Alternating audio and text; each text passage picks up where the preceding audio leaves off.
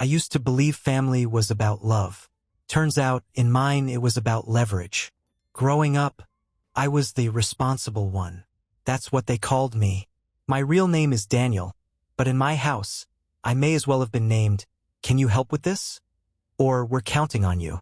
My younger sister, Rebecca, she got to be the star. The funny one, the pretty one, the one with so much potential. I got straight A's, worked after school, mowed lawns on weekends. Rebecca got a car at 16 because she needed encouragement. I got a used graphing calculator and a pat on the back. My dad used to say, "Your sister needs more help. She's sensitive, right?" Meanwhile, I was building IKEA furniture at age 11 and reading the electric meter like a grown man. Birthdays were a masterclass in subtle injustice. One year, I got a used toolbox. Rebecca got Coachella tickets and a new phone. "It's just different with girls," my mom shrugged. Even Grandpa Theo, the only one who seemed to see me, he'd sneak me $50 at Thanksgiving, whispering, "Don't tell your mom." He was the one who taught me how to fish, how to listen more than I speak. I thought he saw me. Turns out I was wrong about that too. But we'll get to that. Because back then, I still thought if I just kept doing more, being better, I'd earn what Rebecca got handed for free. Looking back now, I wasn't the golden child. I was the golden resource. And I didn't even know it yet. College was supposed to be the reset button, the start of my life. I got into Northwestern on a full scholarship. Not a cent from my parents. I worked at the campus library, ran IT support shifts on weekends, and did freelance coding jobs just to afford books and rent. Meanwhile, Rebecca, she stayed local. Dropped out halfway through a communications degree. My parents paid for everything, tuition, apartment, even her Uber Eats habit. When I asked why she didn't have a job, my mom said, "We just want her to focus on herself." Apparently, I'd focused enough for the both of us. After graduation, I moved to Chicago and started climbing. Entry-level tech analyst to senior dev in under 5 years. I built a life brick by brick. No shortcuts, no safety net. I even met someone, Marcus. Brilliant, the kind of guy who didn't flinch when I talked about my family in half sentences. But here's the part that stings the most. I still sent money home. Rent help, car payments, even covered Rebecca's braces at one point, because your dad's hours got cut. I sent thousands over the years. Why? I thought maybe this was how you finally earned respect in a family like mine. Turns out they weren't respecting me. They were billing me, and I kept paying, thinking one day I'd be seen as more than just their walking emergency fund. It took a funeral to break that illusion. Not mine, obviously. His, Grandpa Theo's. The man I thought knew me best. Grandpa Theo passed on a rainy Tuesday in April. He'd been sick for a while, nothing dramatic, just slow decline. I visited every weekend that final year. Took him to doctor's appointments. Changed light bulbs. Cleaned gutters. Sat with him when he was too tired to talk. Sometimes we didn't say anything at all. Just watched fishing shows on mute and let the silence be enough. He used to call me the only one who shows up. The funeral was small. My parents handled the arrangements. Rebecca showed up late in designer sunglasses, cried loud enough for everyone to hear. I said nothing. I was used to that part. A week later, they called a meeting at the house. My parents, Rebecca, and the family lawyer, a guy I'd never met. His briefcase was pristine. The kind of clean that doesn't come from being careful, but from never having to carry anything real. "We're here to go over Theo's final wishes," he began. I wasn't expecting much. I figured maybe a few tools, a book or two. What I wasn't prepared for was exactly that. A set of fishing rods. A shelf of paperbacks. That was it. That's what Grandpa left me. Rebecca, on the other hand, she got the savings account, the house in New Buffalo, the coin collection, even the antique watch Grandpa wore every Sunday. My parents got the rest, the truck, the life insurance, the cabin. And me? They looked at me like I should be grateful for the books. I kept my face still, said thank you, stood up, drove home, didn't cry, didn't yell. But on that drive, something broke. Quietly, permanently, because Grandpa hadn't changed that will on his own. He couldn't even hold a pen by the end. which means someone else did it for him. And suddenly, I saw the truth I'd been avoiding for years. In their eyes, I wasn't part of the family. I was the help. After the will, something clicked, and I started adding up the math I'd been too tired, too hopeful, or too naive to see before. $1,200 for Rebecca's wisdom teeth removal. $4,800 for that emergency roof repair. $7,000 for Mom's unexpected surgery, though I never saw a bill. Countless transfers labeled just this once. Over 5 years, I'd sent them over $42,000. 42 grand. Enough for a down payment. Enough for a new car. Enough to start a business. Gone. And the real kicker? Not once did they say thank you. Not once did they offer to pay me back. The more I gave, the more they asked. Like my success wasn't my own, it was just family property they hadn't gotten around to dividing. Even Marcus had started to notice. You ever feel like they only call when something breaks? He asked one night. That was when it hit me. They didn't love me more because I helped. They needed me because I helped.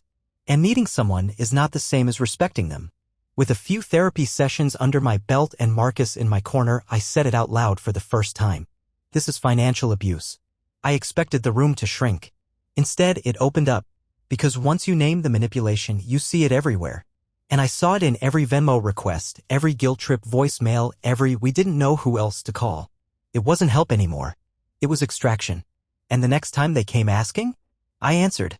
But not the way they expected. It was a Tuesday morning. Gray sky. Cold coffee.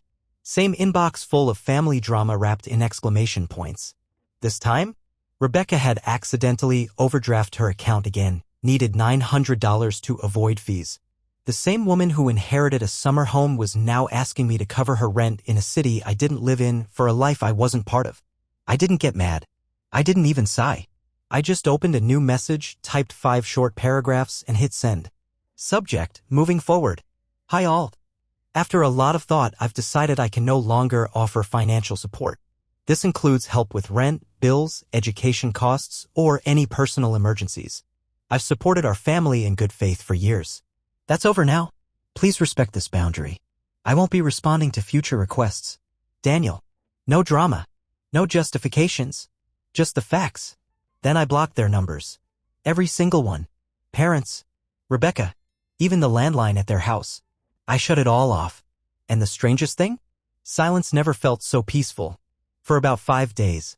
Then came the barrage. Voicemails from Mom about Dad's heart condition, which somehow only flared up after my email.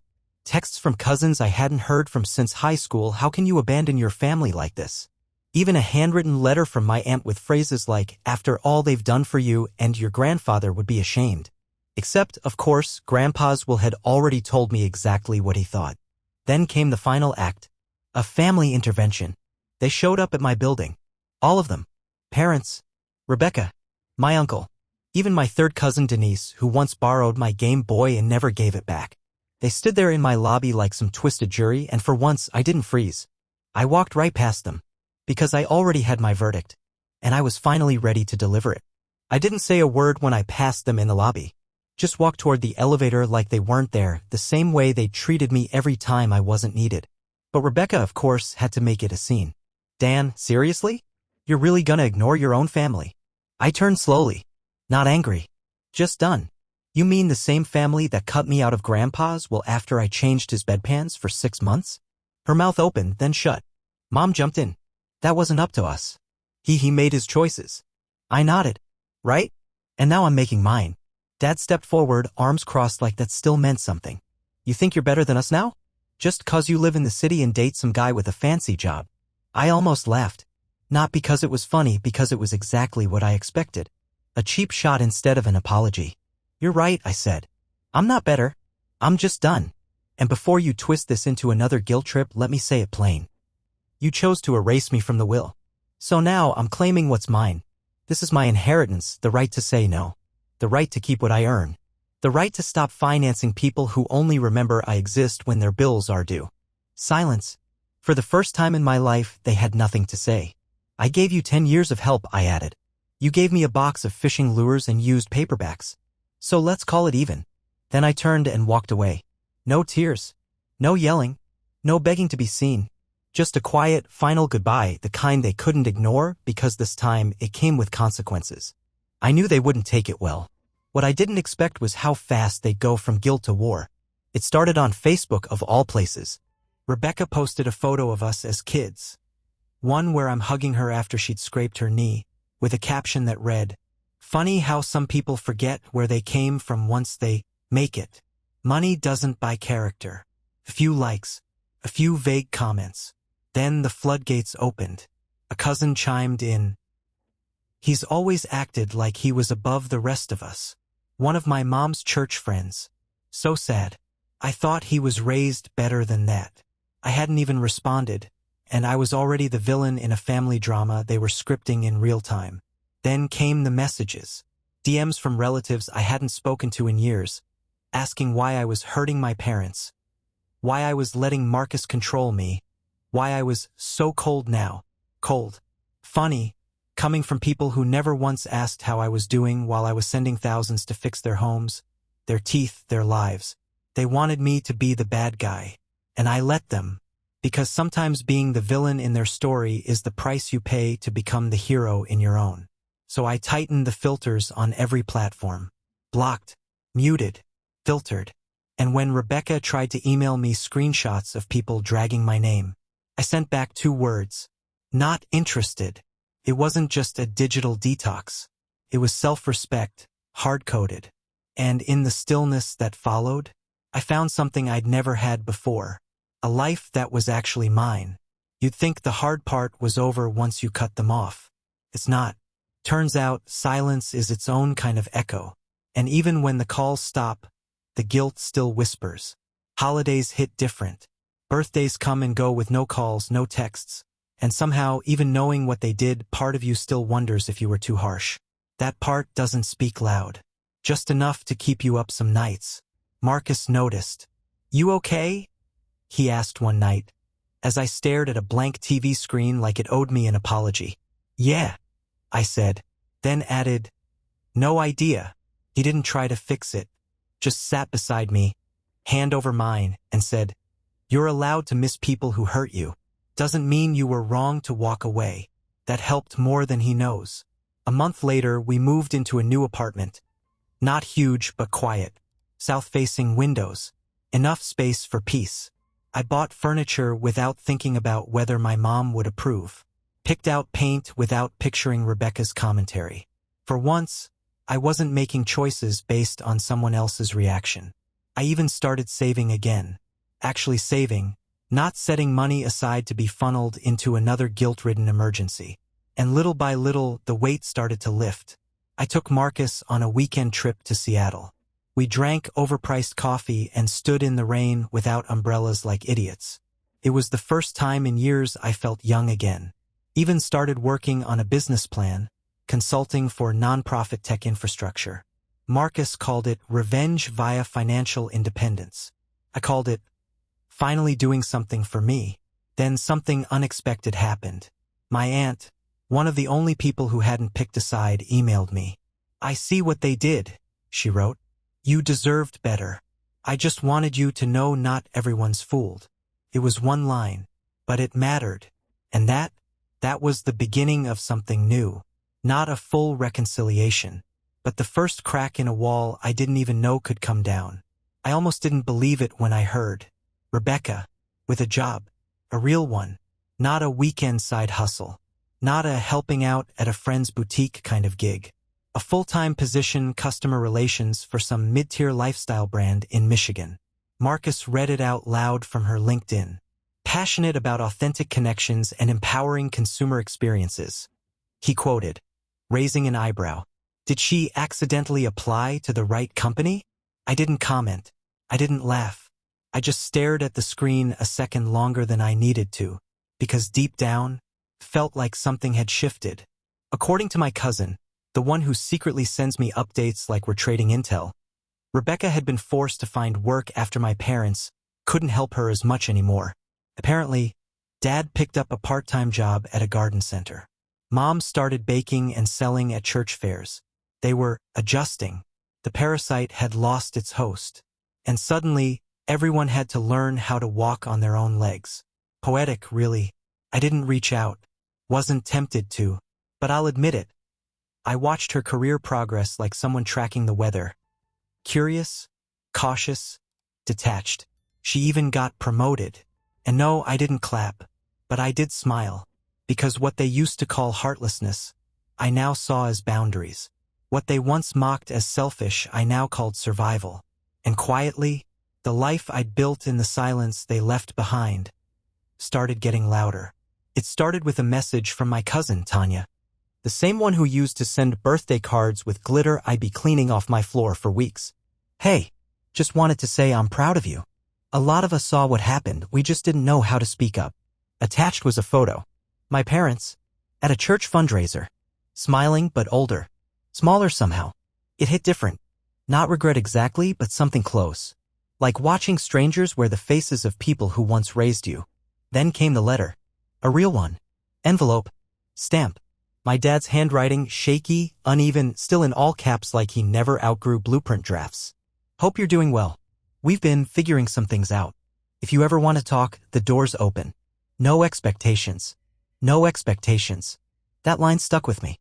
Mostly because my entire childhood had been built on expectations. Be the helper. Be the provider. Be better but never different. And now they wanted to talk?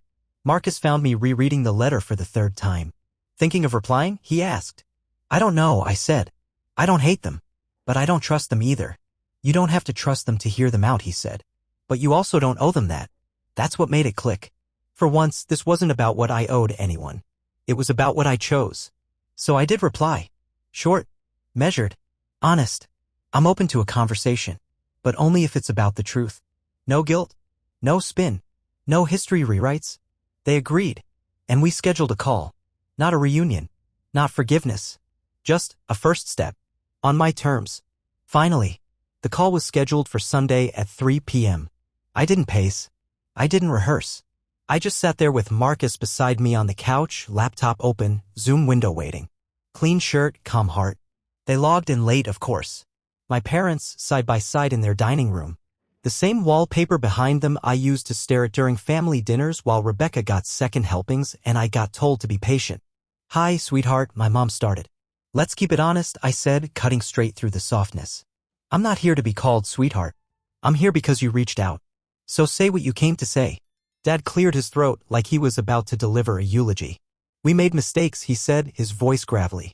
We leaned on you too much. Took without asking. We see that now. That was new. And Rebecca? I asked. Mom glanced off screen, then back. She's learning. Growing up a bit. She knows you were hurt. Not sorry. Just aware. We thought we were protecting her, Mom added. She always struggled.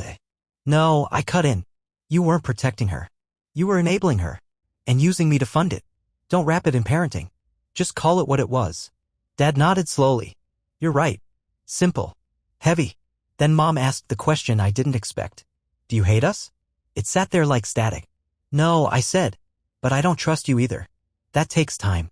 And you're going to have to earn it the way I had to earn your respect without shortcuts. I saw something shift in her face. Maybe shame. Maybe just reality settling in. Then came my conditions. No more money requests. Ever. No commentary on my choices, career, or relationship. If we rebuild anything, it starts with truth, not nostalgia. They agreed. Hesitantly, but they did. When I closed the laptop, Marcus didn't say anything. Just passed me a glass of water. You okay? He asked. I nodded. I didn't forgive them, I said. But I heard them. That's a start. And this time I wasn't stepping back into the role they wrote for me. I was writing my own part now. There's a kind of peace that doesn't come from forgiveness, it comes from freedom. After the call, I didn't suddenly feel close to them. But I felt clear. No confusion. No guilt. Just space, and in that space, my life finally started to breathe. Marcus and I closed on a condo 6 months later. Exposed brick, warm light, a kitchen that didn't leak memories.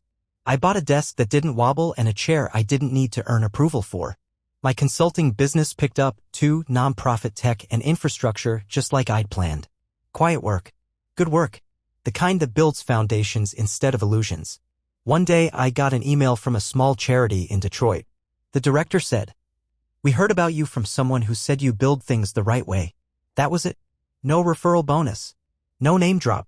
Just reputation, doing what reputation does, walking into rooms before you do. Meanwhile, Rebecca's career kept crawling forward. Slowly. Hesitantly. I didn't follow her updates, but people talked. She got a manager title.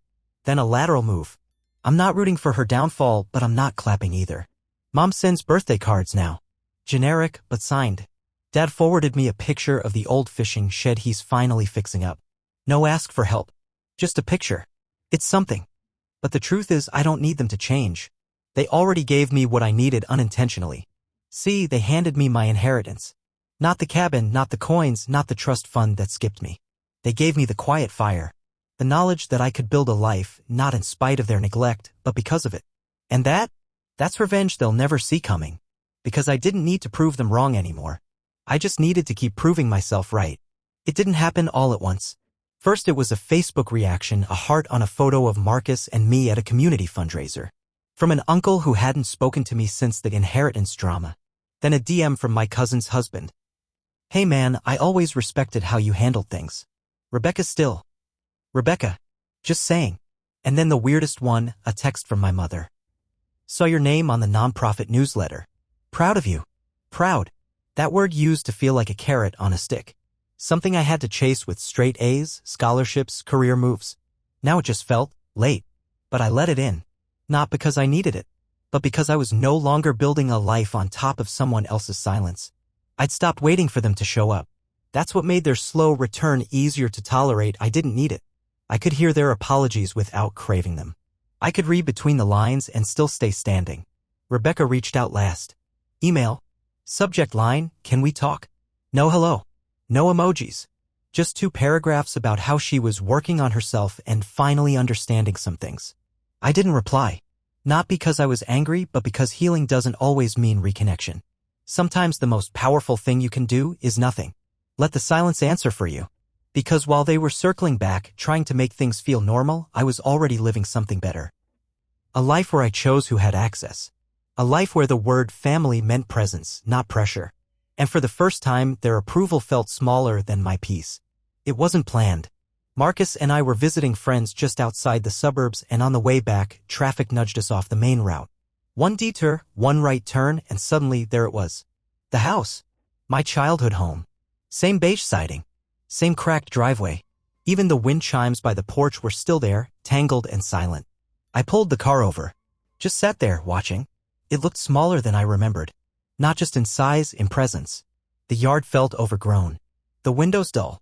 Like the house had exhaled after years of pretending to be something it wasn't. You okay? Marcus asked gently. Yeah, I said. And I was. I didn't feel anger. Or sadness. Just distance. Like I was watching an old movie I no longer related to. In that house, I taught myself to disappear. To overachieve in exchange for crumbs of attention. To accept being needed as a substitute for being loved. But sitting there in the quiet, I realized something. I didn't live there anymore. Not just physically. Emotionally. That house could keep its ghosts. I wasn't renting space to them anymore. We drove off without getting out of the car. No slow glances back. No dramatic final look. Just a left turn onto a new road. Marcus reached for my hand. That felt big, he said. I nodded. But it also felt done. It didn't come with a key. Or a check. Or a last-minute apology scribbled in a birthday card. My inheritance came slowly, quietly, in the form of clarity. It looked like financial peace. Like opening my bank account and seeing 5 figures that didn't belong to someone else's emergency. Like knowing every dollar had a direction and none of it came from guilt. It felt like emotional autonomy, waking up in a home I chose, beside a man I chose, living a life I no longer had to explain or defend. It sounded like silence. The good kind. The kind where no one was asking for help disguised as obligation or spinning favors into debts. And maybe the best part? I stopped needing them to see it. I saw it. I redefined family. Some of it was blood. Some of it was bond. Most of it was built. Deliberately. My friends, my partner, the clients I serve, they know me as Daniel. Not the bank. Not the fixer.